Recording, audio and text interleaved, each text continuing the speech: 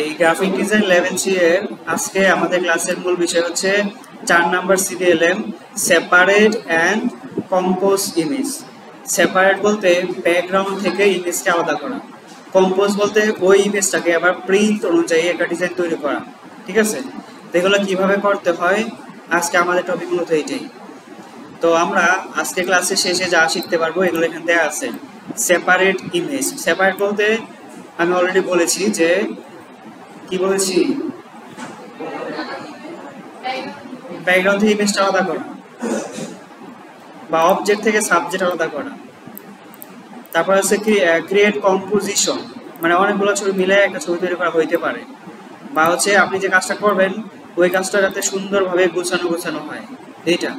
তার নিচে লেখা আছে রিটাচ ইমেজ। রিটাচ আমরা আপনাদেরকে দেখাইছি যে কিভাবে স্পট রিমুভ করতে হয়, তারপরে পুরাতন ছবি ঠিক করতে হয়, এগুলো আপনাদেরকে বলেছি না, এই বিষয়গুলো এখানে বলা আছে। তারপরে বলা আছে apply colour correction, colour correction কিভাবে অ্যাপ্লাই করবেন ইমেজে এটা বলা আছে। তারপর বিভিন্ন ইফেক্ট অ্যাপ্লাই করার মাধ্যমে আমরা আমাদের ইমেজকে কিভাবে আরো প্রফেশনাল করতে পারি। তারপরে ইভালুয়েট আওয়ার ওয়ার্ক বলতে আপনি আজকে এই সম্পূর্ণ যে কাজগুলো করবেন এই জবটাতে, এই যে সেপারেট এন্ড কম্পোজ ইমেজের জবটাতে যে কাজগুলো করবেন সেগুলো আপনি নিজে নিজে যাচাই করবেন আসলে কাজটা হইলো কিনা বা কোনো জায়গায় কি ভুল আছে। ঠিক আছে, তো এখন আসি রিভিউ অফ কম্পিটেন্সি। এই যে আজকে তো আপনি এই কাজগুলো শিখবেন এবং অনেকদিন ধরে শিখতেছেন।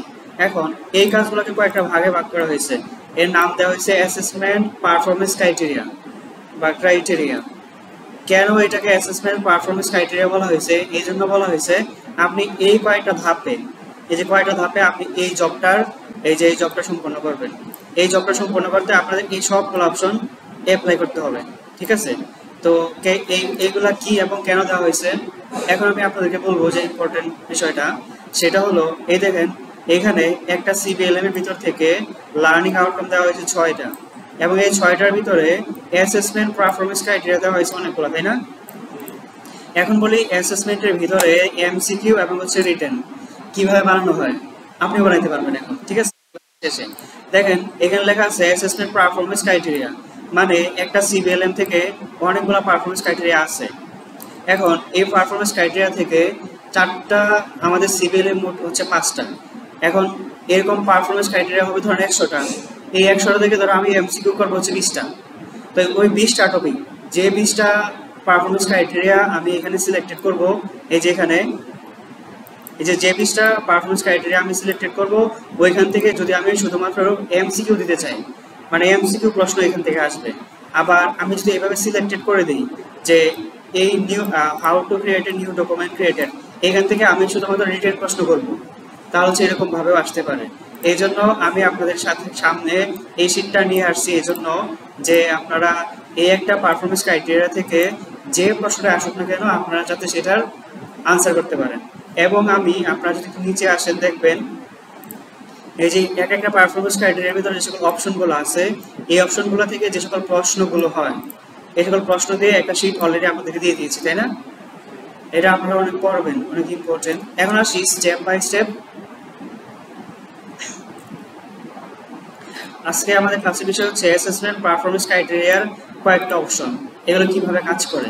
দেখেন আমরা যদি সেপারেট এন্ড কম্পোজ ইমেজ করতে চাই তাহলে প্রথম যে অপশন আছে এটা হচ্ছে ইমেজ ইজ সিলেক্টেড।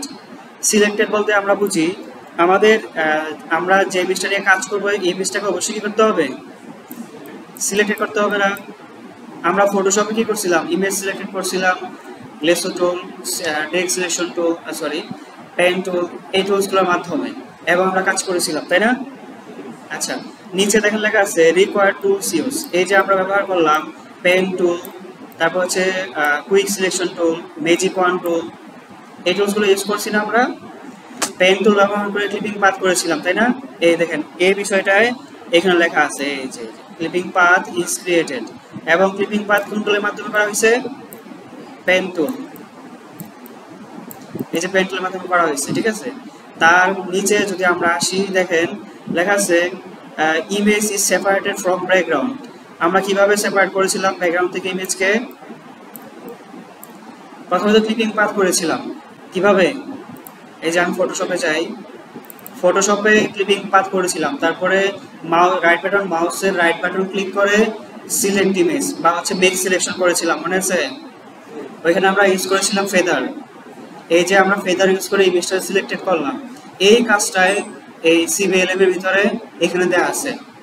তার নিচে আমরা আরেকভাবে করতে পারি, পেন টুল দিয়ে ক্লিপিং পাথ করে, ঠিক আছে, পেন টুল দিয়ে, এই যে পেন টুল দিয়ে ক্লিপিং পাথ করার পর আমরা চাইলে control inter, keyboard shortcut control inter এর মাধ্যমে কি করতে পারতাম, ইমেজ সিলেক্টেড করতে পারতাম, তাই না? আচ্ছা, এখন আমি যে আপনাদের সামনে এই 4টা অপশনের কথা বললাম, এই 4টা অপশন কিভাবে কাজ করে এখন আমরা প্র্যাকটিক্যাল দেখব, ঠিক আছে? দেখেন, একটা ছবিকে আমি প্রথমে ওপেন করে নিলাম। তো আমাদের প্রথম অপশনে বলা ছিল যে, প্রথম অপশনে কি বলা ছিল,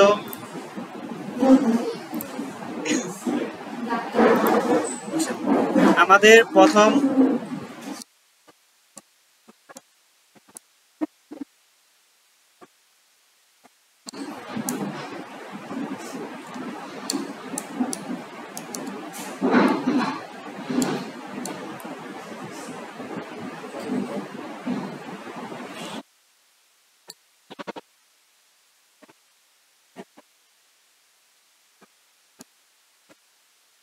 আচ্ছা জাস্ট এ মিনিট,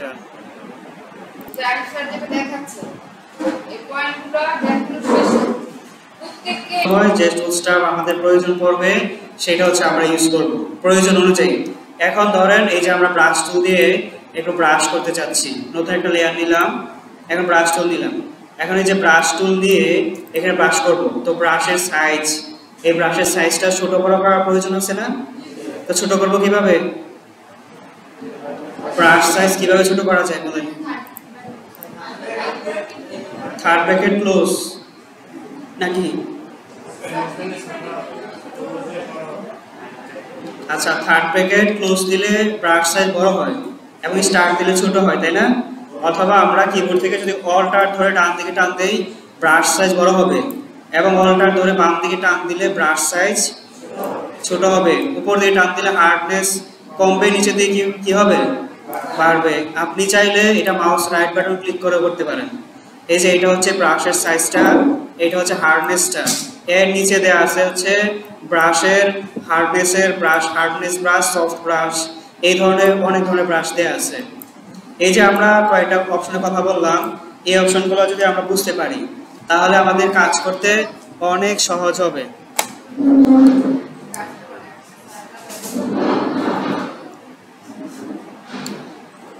খুবই সমস্যা। আচ্ছা, আমরা ছিলাম যে কিভাবে টুলস সিলেক্টেড করতে হয়, কোন কাজের সময় কোন টুলস ইউজ করতে হয় সেগুলো নিয়ে কথা বলতেছিলাম, তাই না? আচ্ছা, এখন ব্রাশ টুল সিলেক্টেড করার সময় দেখবেন এখানে ব্রাশের অপাসিটি এবং হার্ডনেস গুলো চলে আসছে, যেগুলো কিনা আমরা রাইট বাটন ক্লিক করে দেখিয়েছি আপনাদেরকে, এইগুলাই এখানে চলে আসবে। এবং এইখানে দেখবেন লেখা আছে অপাসিটি, এই ব্রাশের কতটুকু অপাসিটি হবে এইটা, ঠিক আছে? তো আশা করি আপনারা এইটা বুঝতে পেরেছেন যে কোন টুলস কোন সময় ইউজ করলে আমাদের কাজ খুব সহজ হবে এবং আমরা কাজগুলো করতে পারবো।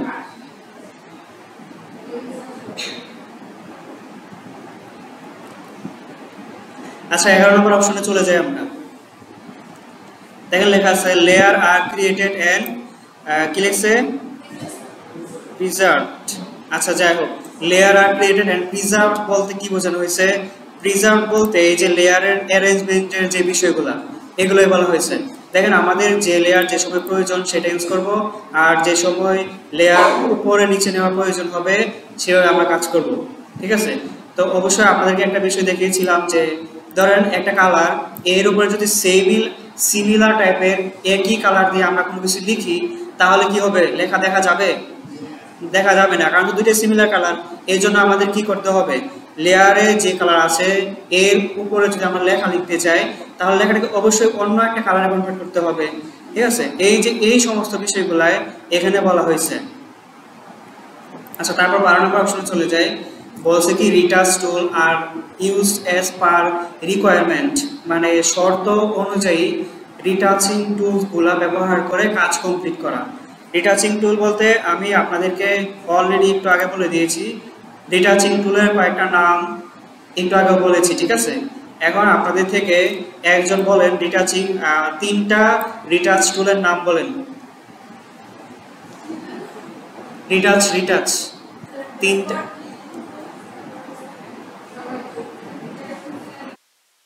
দেখে দেখে বলেন।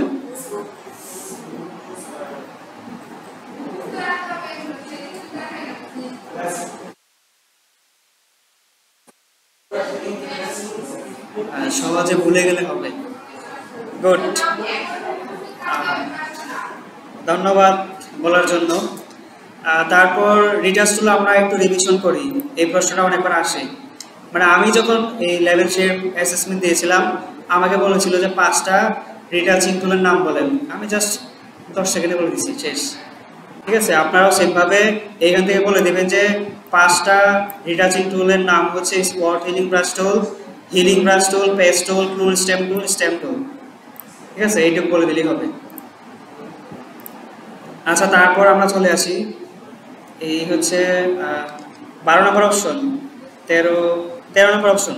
Image are corrected and saved as appropriate file format. নির্দিষ্ট ফাইল ফরম্যাটে কাজ শেষ হওয়ার পর ওই কাজটা সেভ করার কথা বলা হয়েছে। কিভাবে সেভ করতে হবে?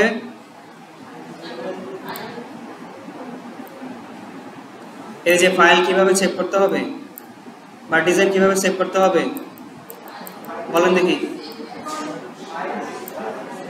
কিভাবে যাব? এই যে ফাইল থেকে সেভ এস এবং সেভ এর মধ্যে পার্থক্য কি? সেভ মানে হচ্ছে সেভ মানে সংরক্ষণ করা, সেভ এস মানে হচ্ছে নতুন জায়গায়, নতুন ফোল্ডারে, নতুন নাম দিয়ে ফাইল সেভ করা। সেভ, এই দেখেন প্রথমে একবার আমরা সেভ এস করি, প্রথমে সেভ করি, সেভ মানে সংরক্ষণ, ফাইল সেভ বলতে এখন আমরা কোন জায়গায় সেভ করব, আমাদের ডেস্কটপের বা হচ্ছে আমাদের কম্পিউটারের কোন ড্রাইভের কোন ফোল্ডারে আমরা সেভ করব। দেখেন এই ডেস্কটপ সিলেক্টেড করলাম, দেখেন এই যে এখানে প্রথমে হচ্ছে দিস পিসি, এই দেখেন এখানে প্রথম দেওয়া আছে কি দিস পিসি না, দিস পিসি, তারপর কি ডেস্কটপ। এখন ডেস্কটপের ভিতরে আমার যে সমস্ত ফোল্ডারগুলো আছে সেগুলো দেখা যাচ্ছে। এখন এই ফোল্ডারগুলোর ভিতরে কোন জায়গায় সেভ করব? ফর এক্সাম্পল এখানে নতুন ফোল্ডার ক্রিয়েট করি, নিউ থেকে ফোল্ডার, অথবা কিবোর্ড শর্টকাট হচ্ছে Ctrl+Shift+N, নিউ ফোল্ডার। ঠিক আছে, এখানে নাম দিলাম 001। এখন এটাকে ডাবল ক্লিক করলে এইখানে দেখবেন লেখা আসছে নিচে সেভ। অথবা যদি আমরা একটু উপরে আসি, এখন আসি হচ্ছে ডেস্কটপ নিউ ফোল্ডার 001 এর ভিতরে। এখন একটু ব্যাকে আসি, এই যে ব্যাকে আসলাম, এখন আসি শুধুমাত্র ডেস্কটপের ভিতরে কোনো ফোল্ডারে নাই, এই জন্য এখানে দেখবেন লেখা আছে সেভ হয়ে গিয়েছে, শুধুমাত্র ডেস্কটপেই সেভ হয়ে গিয়েছে। এখন এইটাকে যদি আমরা ওই নিউ ফোল্ডারের ভিতরে সেভ এস নতুনভাবে আরেকবার সেভ করতে চাই, তাহলে ফাইল সেভ এস, কোন জায়গায় যাব? ডেস্কটপে যাব না, তারপরে এই যে ফোল্ডার, এখন আছে কোন জায়গায়? এই ডেস্কটপ। এখন যাইতে হবে কই? New folder 00। এই যে নিউ ফোল্ডার 00 ক্লিক করার সাথে সাথে এই যে এখানে এই বারে দেখা যাচ্ছে যে এই যে 001 এটা সিলেক্টেড আছে। এখন এইখান থেকে বলা আছে দেখেন সেভ এস টাইপ, মানে ফাইলের বিভিন্ন ধরনের টাইপ হইতে পারে। কি ধরনের? যদি একটা আপনি ডিজাইনে কাজ করেন এবং এটাকে আপনি চাচ্ছেন যে পরবর্তীতে এডিট করতে চান, তাহলে জাস্ট এখান থেকে পিএসডি, ফটোশপের ডিফল্ট ফাইল ফরম্যাটের নাম কি? পিএসডি সেভ করে জাস্ট সেভ, এই সেভ এবং সেভ এস হয়ে গিয়েছে। এখন এটাকে যদি এই একই ফাইলটা আরেকটা ফোল্ডারে সেভ করতে চাই, মানে সেভ এস করতে চাই, এখন এই যে ফাইল সেভ এস, এখান থেকে পিএসডি থাকবে, আমি আপাতত ডেস্কটপে সেভ করব। তখন নাম ছিল Untitled1, এখন দিয়ে দিলাম হচ্ছে Untitled2 দিয়ে জাস্ট সেভ। এখন একই ফাইল 3 জায়গায় সেভ করছি আমি, কিভাবে? জাস্ট সেভ এস এর মাধ্যমে। এখন কথা হলো আমি একবার ফাইল সেভ করলাম, সেভ করার পর এইটাকে বারবার সেভ করব কিভাবে কিবোর্ড থেকে জাস্ট কন্ট্রোল এস এটা চাপার মাধ্যমে সেভ করব এখন দেখেন যদি আমি কিবোর্ডে কন্ট্রোল এস চাপি এই যে এখানে একটা লেখা আসবে আমি যে ফাইলটাতে ওপেন থাকবো এই ফাইলে একটা লেখা আসবে সেভিং 0 থেকে 100% পর্যন্ত লেখা আসবে যদি এই ফাইল সাইজটা বড় হয় তাহলে হচ্ছে এখান থেকে 0 থেকে 100% লেখাটা সুন্দরভাবে যাবে ঠিক আছে তো এখন আমি আশা করি সেভ এবং সেভ অ্যাজ এটার পার্থক্য সবাই বুঝতে পারছেন কারো কি কোনো কনফিউশন আছে আচ্ছা এখন আমাদের যে এখানে বলা আছে যে পারফরম্যান্স ক্রাইটেরিয়ার 12 নম্বর অপশনে বলা আছে সরি 13 নম্বর অপশনে অ্যাপ্রোপ্রিয়েট ফাইল ফরম্যাট অ্যাপ্রোপ্রিয়েট বলতে কি বোঝায় অ্যাপ্রোপ্রিয়েট বলতে নির্দিষ্ট বোঝায় যে সময় যেটা প্রয়োজন হবে ওই সময় হচ্ছে এটা ইউজ করা এখন ধরেন আমি একটা ছবি হিসেবে সেভ করতে চাই তখন কি আমি পিএসডি ফাইল ফরম্যাটে সেভ করব না তখন আমি কোন ফাইল ফরম্যাটে সেভ করব ফাইল সেভ অ্যাজ এখন জাস্ট এই যে সেভ অ্যাজ টাইপ এই সেভ অ্যাজ টাইপ থেকে কি ফাইল ফরম্যাট দেব পিএনজি এই যে পিএনজি তার মানে এখন আমরা বুঝলাম যে অ্যাপ্রোপ্রিয়েট ফাইল ফরম্যাট বলতে কোশ্চেনের ভিতরে যে ফাইল ফরম্যাটটা লেখা থাকবে যদি বলা থাকে যে পিএনজি তাহলে সিলেক্ট করে দেব কি পিএনজি যদি লেখা থাকে পিএসডি তাহলে কি সিলেক্ট করে দেব পিএসডি যদি বলা থাকে টিআইএফএফ তখন কি করব যদি বলা থাকে জিআইএফএফ জিআইএফ ফরম্যাটে সেভ করে দেব ঠিক আছে তো আশা করি আপনারা এই কয়েকটা বিষয় খুব বুঝতে পেরেছেন ভালোভাবে এখন আরেকটা অপশন হচ্ছে টিআইএফএফ এখন আমি আপনাদেরকে যে শীটটা দিয়েছি এটার ভিতরে লেখা আছে রাস্টার গ্রাফিক্সের ফাইল ফরম্যাটের ভিতরে একটা ফাইল টাইপ আছে টিআইএফএফ এটার ফুল মিনিং কি ট্যাগ ইমেজ ফাইল ফরম্যাট এখন এই ফাইল ফরম্যাটটা ব্যবহার করা হয় মূলত আমরা যদি ফটোশপে কোনো ডিজাইন করি এবং এই ডিজাইনটাকে যদি প্রিন্ট করতে চাই তাহলে আমরা এই টিআইএফএফ ইমেজ ফাইল ফরম্যাটে কি করব সেভ করব আর এটা যদি ইলাস্ট্রেটরে হয় মানে ভেক্টরে হয় তাহলে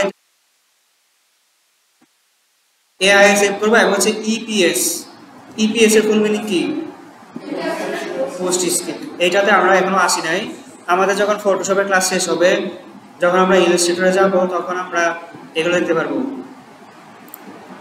আচ্ছা এখন আমরা অ্যাসেসমেন্ট পারফরম্যান্স ক্রাইটেরিয়ার নেক্সট অপশনে চলে যাব কি লেখা আছে আচ্ছা এখানে দেখেন লেখা আছে কালার কারেকশন মেথড আর আইডেন্টিফাইড এবং ইউজড কালার কারেকশন অ্যাপ্লাই করতে বলছে কালার বলতে বিভিন্ন ধরনের কালার হতে পারে কালার কারেকশন এই যে কালারে বিভিন্ন কারেকশন করা যেতে পারে তো রেডের অপোজিট কমাইলে এক ধরনের হবে রেডের অপোজিট বাড়াইলে এক ধরনের হবে রেডের ভিতরে আরেকটা কালার যুক্ত করলে এক ধরনের হবে ওই যে আমরা শেড টিন টোন পড়ছিলাম মনে আছে শেড বলতে কি কালো যুক্ত করা টোন সাদা যুক্ত করা তো এই যে বিষয়গুলা একটা কালারের ভিতরে অ্যাপ্লাই করা এখন এই অপশনগুলা আমরা কোন জায়গায় পাবো এই 16 নম্বর অপশন এই যে এই অপশনগুলো আমরা হচ্ছে কোন জায়গায় পাবো এই যে colour correction method is used এইটা আমরা কোন জায়গায় পাবো এবং হচ্ছে কিভাবে ইউজ করতে পারি এই জন্য আমরা চলে যাব ফটোশপে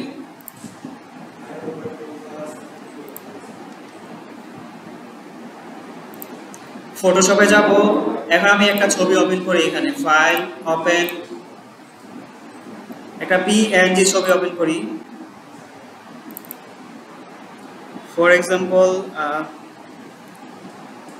আচ্ছা এই ব্যানার ছবিটা দেখা যাক ওপেন হয় কিনা আচ্ছা এই যে এই ব্যানার ছবিটা ওপেন হয়েছে এখন আপনাকে বললো যে এই ছবিটাতে আপনি কালার কারেকশন অ্যাপ্লাই করেন এখন কালার কারেকশন আপনি কোন জায়গায় পাবেন এখান থেকে সরাসরি চলে আসবেন ইমেজ থেকে কোন জায়গায় অ্যাডজাস্টমেন্ট ইমেজ থেকে কোন জায়গায় অ্যাডজাস্টমেন্ট যদি পরীক্ষায় অ্যাসেসমেন্টের প্রশ্ন আসে write down 3 colour correction name কি কি হবে এখান থেকে হবে কি hue and saturation colour balance তারপর হইতে পারে লেভেল এন্ড কার্ভস অথবা হইতে পারে আর অন্যান্য যদি প্রশ্ন আসে write down 3 colour correction option name বা রাইট ডাউন 3 কালার কারেকশন বা নিচের কোনটি কালার কারেকশন অংশ এখান থেকে আপনারা দেখে নেবেন অ্যাডজাস্টমেন্টের ভিতরে এই যে ব্রাইটনেস এন্ড কন্ট্রাস্ট, এটাও একটা কালার কারেকশনের অংশ। লেভেলস, এটাও একটা। কার্ভস একটা। হিউ এন্ড স্যাচুরেশন, যদি আমি হিউ এন্ড স্যাচুরেশনে ক্লিক করি, এই যে এখানে দেখেন লেখা আসছে যে বিভিন্ন ধরনের কালার কারেকশন। দেখেন হিউ স্যাচুরেশন, যদি এটা কমাই দেই, দেখেন কলা ছিল ইয়েলো কালার, কলার বানাই দিয়েছে লাল কালার। ঠিক আছে, ধর আমি সবুজ কালার বানাইতে পারি, কোনো ব্যাপারই না। এই যে সুন্দর না? তার মানে হচ্ছে এই colour correction hue and saturation অপশনটার মাধ্যমে আমরা হচ্ছে বিভিন্ন ইমেজের কালার কারেকশন করতে পারি। মনে করেন যে ইমেজটা এই কালারটা নষ্ট হয়ে গেছে, পচা বানাই ফেলছি, আবার মনে করেন যে এটা ভালো হয়ে যাবে জাস্ট। এই যে সুন্দর না? তার মানে এই হিউ এন্ড স্যাচুরেশনের মাধ্যমে আমরা হচ্ছে বিভিন্ন ধরনের কালার কারেকশন অ্যাপ্লাই করতে পারি। এখন আরো অপশন আছে, ইমেজ থেকে অ্যাডজাস্টমেন্ট, এইখান থেকে কালার ব্যালেন্স। এই যে কালার ব্যালেন্সে চলে আসছি। এতক্ষণ তো বানাইছিলাম জাস্ট কয়েকটা ক্লিকে, এখন একটু নির্দিষ্ট কালার অ্যাপ্লাই করে দেখি। এই যে সায়ান, ম্যাজেন্টা, ইয়েলো, যদি কোশ্চেনে লেখা থাকে সায়ান কালার বাড়ালে কি হয়, আপনি এখানে লাইভ দেখতে পারবেন। সায়ান কালার বাড়ালে হচ্ছে কালার উজ্জ্বলতা একটু বাড়ে। তারপর হচ্ছে ম্যাজেন্টা কালার কমালে বাড়ালে কি কথা, আপনারা এগুলো অ্যাপ্লাই করবেন। ঠিক আছে, তো আমার